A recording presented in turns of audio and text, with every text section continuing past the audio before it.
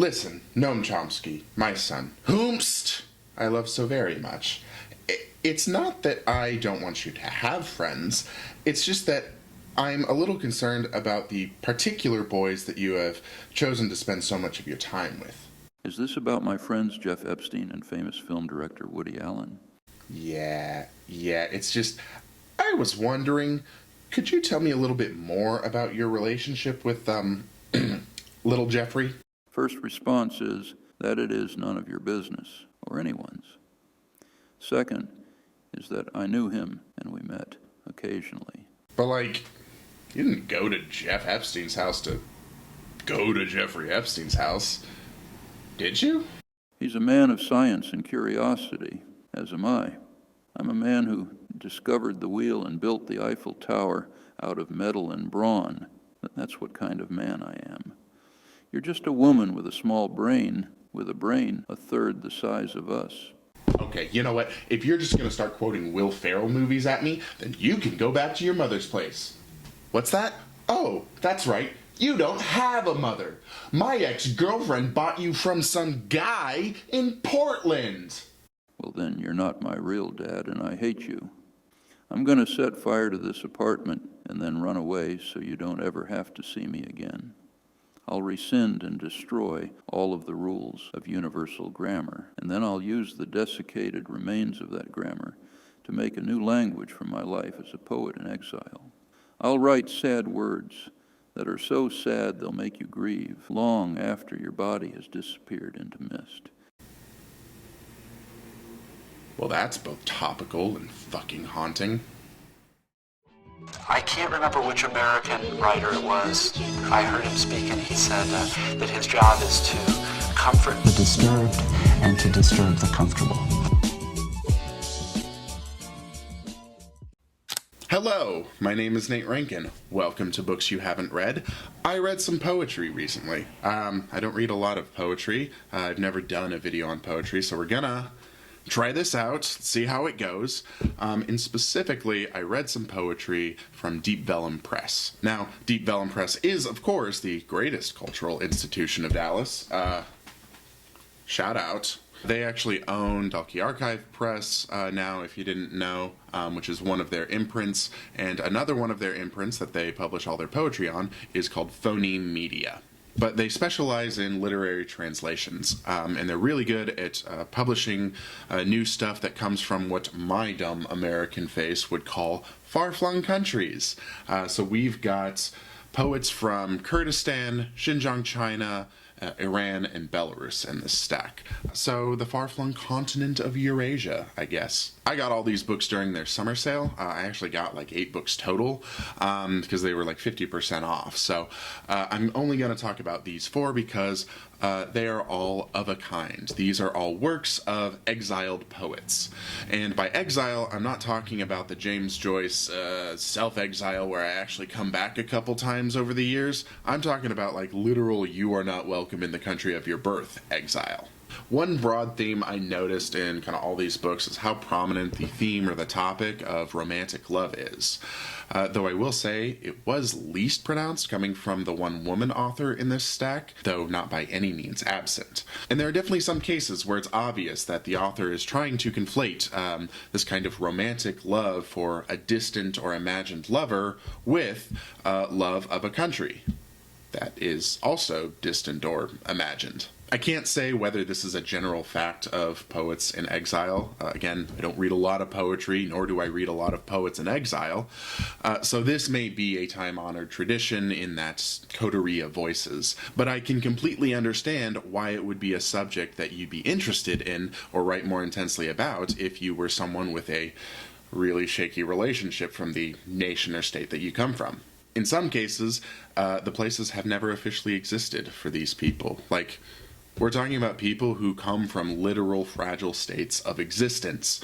Romantic love can be a source of meaning and stability and euphoria that is maybe absent in this kind of ambient way. I don't consider myself a nationalist by any stretch, but I would be a fool if I went so far as to say that America means nothing to me or being American means nothing to me.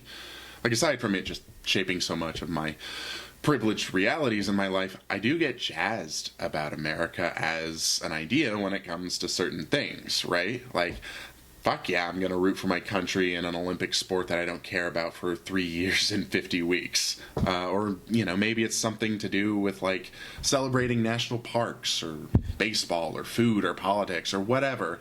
What I am saying is I am not immune from celebrating things that are fundamentally nationalistic, even if I,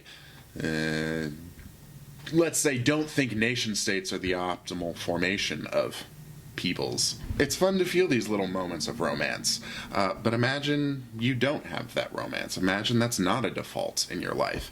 And so I've been weirdly appreciating this kind of odd, stable, quasi-romantic relationship that I have with America, while also going through the sort of simultaneous feelings of disgust in its enablement of genocidal acts and war crimes against Palestine. Nation states, man, they can be disappointing. They're as disappointing as your favorite linguistics professor being friends and colleagues with Jeffrey Epstein. The Talisman. My land is an incantation thousands of years old, given to me by Noah. Given to me by Noah, who warned me, take care. Don't let anyone speak it. If spoken, it will lose all power. First book is Dictionary of Midnight by the Kurdish author Abdulla Pashew, translated by Alana Marie Levinson-LaBrosse. So this book is a bilingual edition, as most are in this stack, so you can see the original language side by side with the English translation. And it's a collection of poetry from across his career. I believe he has about 8 total books. And each poem includes the year and place that it was written. And paired with that is a timeline at the beginning of the book, which highlights the major years and major events of both the author and the Kurdish people. So you can sometimes understand these poems in the context of what is happening in the author's world. This was the first of the 4 that I read, and it was probably, by volume alone, the collection that really most directly confronted the reality of the dislocation of a people, of the Kurdish people in this particular instance. Brief history lesson: the Kurdish people are, I believe, the largest ethnic group without a state, without a country. And they live in the border regions of Turkey, Syria, Iraq, and Iran.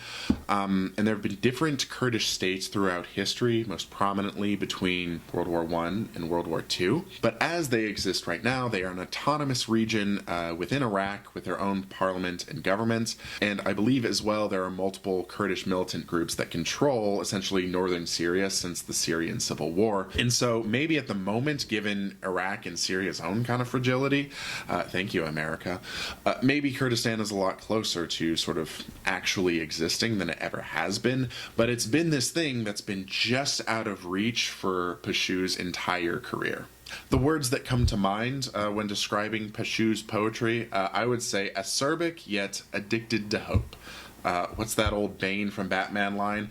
There can be no true despair without hope. There's a lot of disillusionment with the politics, not just of like exterior forces acting on Kurdistan, but interior divisions within the Kurdish people. I would also say he's very self-deprecating. I think a couple times he references poets as coward poets, or something similar. And I appreciate that, not because that I want every poet to be self-deprecating, but because so few of the good ones are. The collection is also quite compact. Most of the poems are a page long in this book. There's a couple that might spread out over 3 or 5 or 7 pages, but even then the lines themselves are pretty short. And the language is very clear, or at least the translated language is very clear.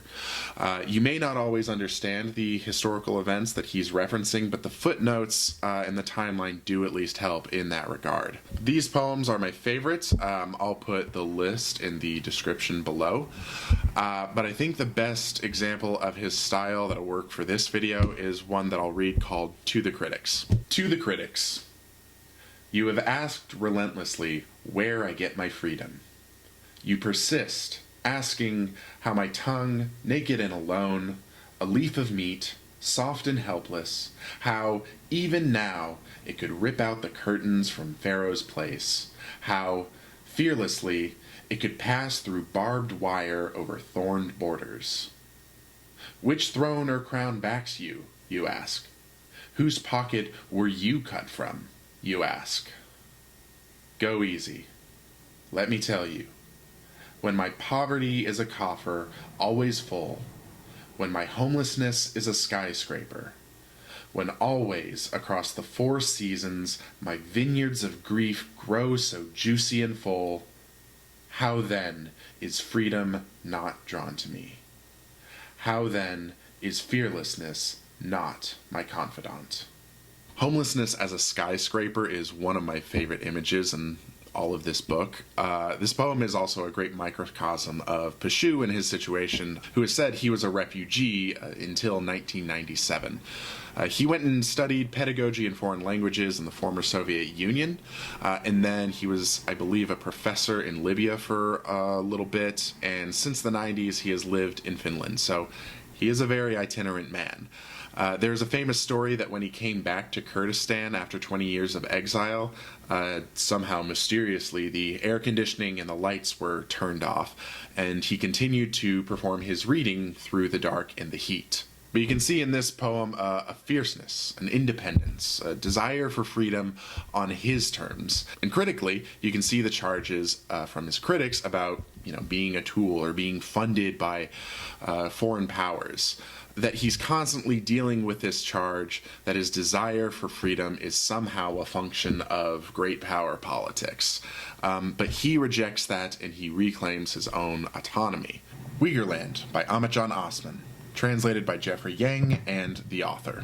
O humanity, O suffering flower among the rocks, O misery full of kisses and the clinking of 30 silver pieces. Is the crow's hunger deep underground? In the weave of dream, a storm of spiders blocks the sun. Ash pours out the priest's forebodings. Wind of idolatry sweeps our smashed boats onto abandoned beaches, exhausts the lightning's thirst and the roars of the forest.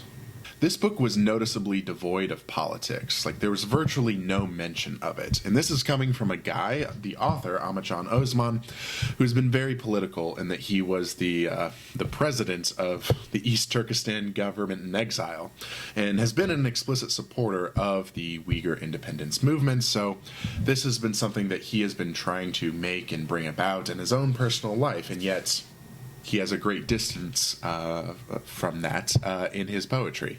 Politics are never really approached directly in this book. Honestly, if anything, they're kind of oblique at best. Osman got his education in Syria and is married to a Syrian Alawite woman, but apparently China pressured even Syria into essentially throwing him out, I guess, which I doubt if they had gotten to stay that they would still be in Syria right now, given everything that's happening there, but nevertheless. One of the details this book gives us that I loved is that Osman now works, or at least at time of publishing, he now works as a forklift operator in Canada. Which is a very poetical occupation, I feel like. The way I would describe his poetry is with an ambient bodilessness. The author's preface takes the time to tell us that one of the common conceptions in the Uyghur poetic tradition is that the poet is just a vessel for poetry itself, right? So his poetry can feel, very ghostly. The images are a little hard to imagine and make concrete. There's a kind of inside-outness to everything. As well, there's a lot of animism and sort of animal-based imagery, which is another tradition in Uyghur poetry, again, according to the preface. So a lot of the actual things, or particularly body parts or the body in motion, these are described in the language of animals. And many of his poems are imbued with great images that use really unexpected verbs, like the lightning's thirst or roar of the forest. This was also the hardest collection for me to penetrate at times. It comes a little more naturally now as I've been rereading them, but yeah, not a fan of periods, that Mr. Osman, and kind of a lack of punctuation overall, so sometimes you have trouble figuring out when thoughts begin and when thoughts end. So there's a little kind of confusion in restarting. But like Pashew, he has a very compact style, and he is trying to be, both dense and rich without rambling. This is another bilingual edition, and I think particularly interesting about this translation in the translator's preface is that, when Jeffrey Yang is talking about the process of translating these poems, he talked about how there really aren't any translators that know all of Uyghur and Arabic, which is what Osman writes in, and English. And so I guess Osman knows English well enough that he was able to give kind of a rough skeleton key, is what he calls it, just kind of a rough idea of what they should be in English, and Yang would take it from there and then send it back to him. And so that was I thought that was interesting to admit, because it's a very kind of herky-jerky process, but it also kind of reinforces that thing that a lot of people say about translations, particularly poetry and translations, which is that you are kind of making something new. You are not perfectly bringing the translation across. There is a lot of sort of creativity of your own involved. And so I'm going to read, I think this is one of his better poems that kind of sums up a lot of what he's good at. This is called The Peace of the Lover. Her head on my arm, the screeching of birds outside the window. Sleep. Morning sun shines upon boiling blood. A deer runs in the veins, makes an unending path that extends from her forehead to her breath, a soft, pure harmony. Her heart nears mine, her eyelashes reflect in my eyes. I see a flock of doves, the corpses of soldiers. I see explosions of time approaching her hallowed breasts. O daughter of rhythm of the unjust father, O lust that leaps from my eyes like a leopard, like a sun that plunges into seagrass. Peace to you, O body, mirror of the body's multiplicity, mirror of a transgression that fades in the spark, mirror of the quickening jasper laugh as blood breaks free from the mirrored rocks. Blessed is the peace of mirrors. Blessed is the peace of night at the threshold. Her head on my arm is the source of my being within her. Sleep brings dawn's ash as if she closes in from every direction. How light is her hand that glows on my chest, as if a small animal resting sweetly, and there, across her mouth, in a dreaming field, flies the shadow of her smile, the birth of her smile, memory of a bird in a pine nest. In the late hour of the night, the hour of the sowing wind, her head on my arm, the season of harvest. And so, yeah, I thought that was just a great example of a lot of what Osman's poetry is like. It uses those extended natural world or animalistic metaphors to describe parts of the body. It's a love poem. Like I said, a lot of these collections, they are focused on love, and you can kind of maybe understand obliquely a sort of hidden nationalism in this one, but I don't think it's necessary. I just love the line, sleep brings dawn's ash. That is four very good, pretty simple words put together, but very unique in their sound and their conjugation and just in the image that they evoke. So, Uyghurland, The Farthest Exile by Ahmatjan Osman. Lighting change because it's later. Next book I read was Standing on Earth by the Iranian poet Mohsen Emadi, translated by Lynn Coffin. I will say, I don't care if this is a very basic peasant brain take. I don't like when authors don't title their poems, and I like it even less when some of your poems are titled and then others are not titled. It's very confusing. I can't navigate my way through your poems. I'm a very simple boy. And even worse is when you don't have a table of contents to help navigate your way, and then, oh, what's that? After you've read the last poem, you flip it over and there's something called an index, but it's basically just a table of contents because it's the first lines of the poem and their page number. That's not an index. An index is a completely different thing. Okay, so all of those complaints out of the way, I must say, this collection right here, Standing on Earth, probably my favorite of the year, honestly. The poem. 5. I let go of your hands outside the station. The whistle of the train flusters my words. Words occupy all the compartments. They have thousand-year-old nightmares. My words are young, just 30 years old. But under these prison clothes, layer upon layer, they keep accumulating. Yellow is not the color of my first school shoes. Red, not the color of my piggy bank.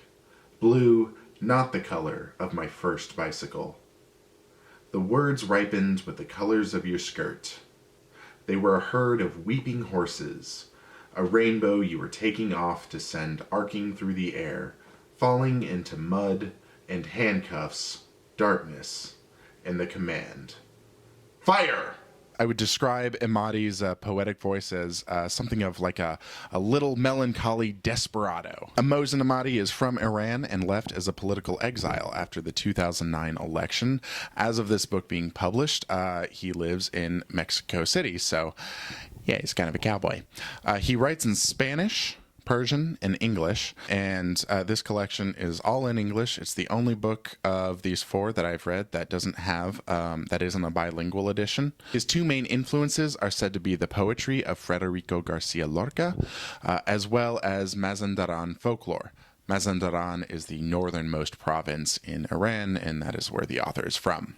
I can't vouch for how much he uses that in this book, but I can definitely say he gives off very like Lorca-like and kind of just an overall sort of Spanish influence to his work. I would say of the books that I've read, this one was sort of heaviest on the love vibes. He's very romantic, this Mohsen Emadi. Kissing specifically is like a very constant thing. In particular, the crossover of like lover and country, very intertwined, very integrated throughout. And I would say he, kind of writes like a young man. I'm pretty sure he's still, like barely middle-aged, and especially compared to Abdulla Pashew, the Kurdish poet. There's not as much bitterness, not that there's none, but there's not quite as much bitterness in this collection. There's more of a, like a childlike wonder at the world and its possibilities, maybe limited as they may still be. But I think that's kind of the biggest difference between those two. There are several poems that are dedicated to various political martyrs from Iran throughout this collection, and he revisits either scenes of, like, say, their execution or the lives and memories of these people. So that's very similar to the way Pashew writes and the subject matter that Pashew writes as well. As I said, this might be my favorite. A lot of the better poems are a bit longer, and compared to the first two poets, he lets himself talk in sometimes. He's very good at using kind of both registers of being kind of a compact minimalist, but also letting himself wax lyrical. The poem I'm reading from is, it's hard to pick a favorite poem, so I will list kind of, hopefully they're coming up on the screen right now, a list of my favorites. But the poem that I'm reading from, I'm reading two separate sections, Section 5 and Section 7, and they come from something simply called the poem. 7. In my language, every time everybody suddenly falls silent, a policeman is born. In my language, on the back of each frightened bicycle, 3,000 dead words are sitting. In my language, in murmurs, they make confessions. In whispers, they wear black. In silence, they get buried. My language is silence. Who will translate my silence? How can I cross this border? Last book is Motherfield by Yulia Cimafiejeva, translated by Valzhyna Mort and Hannah Abdurraqib. Language is a prison sentence. For our resistance, for our inability to absorb the whole world. We want poems made out of barbed wire, so that when we throw ourselves upon them in flight, we might feel alive. We get sentenced to language as children, and remember no other life except for prison life. No sky, but the sky behind words. No food, but the tasteless broth of thin daily speech. Nobody asked us whether we wanted to be born. Nobody asked us whether we wanted to learn to speak. Memory keeps us here, and the only way out is oblivion. But beyond language is Cain's sadness. Oblivion is a murder. To escape from the prison of language is a great sin. To escape, to stop talking, to feel the rise and fall of the great bosom of the world, its liberated hum, makes no sense. So this book is a combination protest diary and collection of poetry. Some of the poems are more directly political than others, but they all kind of have that tinge to them. And the main, I'd say, interesting tension or struggle for Yulia, our author, is between celebrating Belarusian language and culture and the people without reverting to, the nationalism that she's largely protesting against. If you don't know, Belarus, after the Soviet Union broke up, elected to the presidency Alexander Lukashenko, and he has been president ever since, for, at the time of this book, 27 years. We're now up to 29 or 30, I guess. The nationwide protests that take place in this book were in response to the election of August 2020 that was widely believed to be rigged by the president, one of many in his career. But of course, this occurred at a rather incandescent moment in the world. This occurred at basically the height of COVID. And so there was both the weight of the 27 years of the dictatorship, but also sort of the unique weight of COVID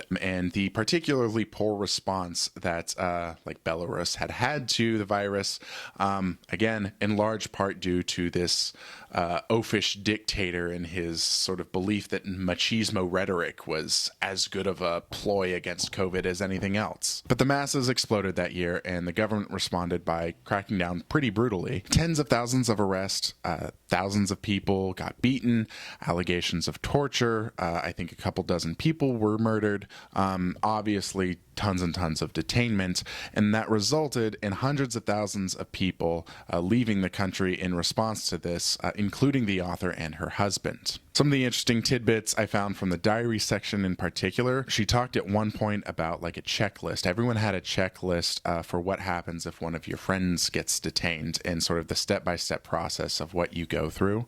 There was another part where she talked about how they saw an ambulance hiding amongst like bushes or trees, and that this was a common tactic by the state police to kind of camouflage, and a lot of times they would use ambulances as a means to like attract protesters to them, and they were really just police sitting in there and they would arrest them. Another key thing I will say is that a lot of this is written in like the second person. It's addressed to you, and she's addressing her husband, and who is also a writer, a Belarusian writer. The happy ending, I guess, if there's a happy ending to this book, is that she and her husband do flee to Vienna and live in a castle. And so we get Yulia's protest diary for about the first 40 pages or so, and then what follows are kind of her poems or meditations on the experience. And I think the protest diary was originally written in English, and it might have been edited a little bit since then. And the poems, those are in like a bilingual edition, except for the very last poem, which I'll read at the end of this section, and that is called My European Poem. I would say that her poetic voice is, dominated by feelings of strangeness, a feeling of being a misfit. Language is often presented as being insufficient for her, usually and specifically the Belarusian language. And it helps to understand a bit that Belarus is, kind of like Ukraine, it's been a crossroads of empires, so there's just a lot of different languages that are spoken regularly. Russian is kind of the big one, and of course it's like the imperialist language in their context, but tons of people speak Ukrainian, tons of people, I believe, speak Polish there. So it kind of makes you aware of how small the space is for Belarusian identity, especially when a big oafish dictator has kind of staked out a huge part or a huge definition of what that identity is. I mentioned at the top this author was, sort of the least romantic, which is not to say that like love or romance isn't there, right? It's just sort of less dramatic. She appears from diary entries to honestly have a very secure and stable relationship with her husband. They're very tender in their own way. Much of the diary, as I said, is addressed to him. It's just not as dramatically romantic. It's not, meditating or got that same level of like obsession that I think the other three books have. My European poem. When I tell it in English, I want to pretend that I am you, that I don't have that painful experience of constant protesting and constant failing, that nasty feeling of frustration and dismay. I want to pretend that I have a hope, because when I tell it in Belarusian, I realize, we all realize, there is none. So forgive me my nagging in a half-broken English, my Eastern European never-ending complaints. As having read the books you've read, I still want to have a hope. I still believe I have a right to a hope. That beaten hope that builds its nest on my roof and sings in Belarusian, not in Russian. Thank you for watching the video. If you've made it this far, you are contractually obligated to hit that like button. So go ahead, do it. Hit it right now. Parting thoughts. I actually read that last poem on the day that I went to a protest for a ceasefire in Gaza, and I remembered reading that line of constant protesting and constant failing. And I'm certainly, look, my personal stakes aren't as high as someone protesting in Belarus in 2020. I understand that.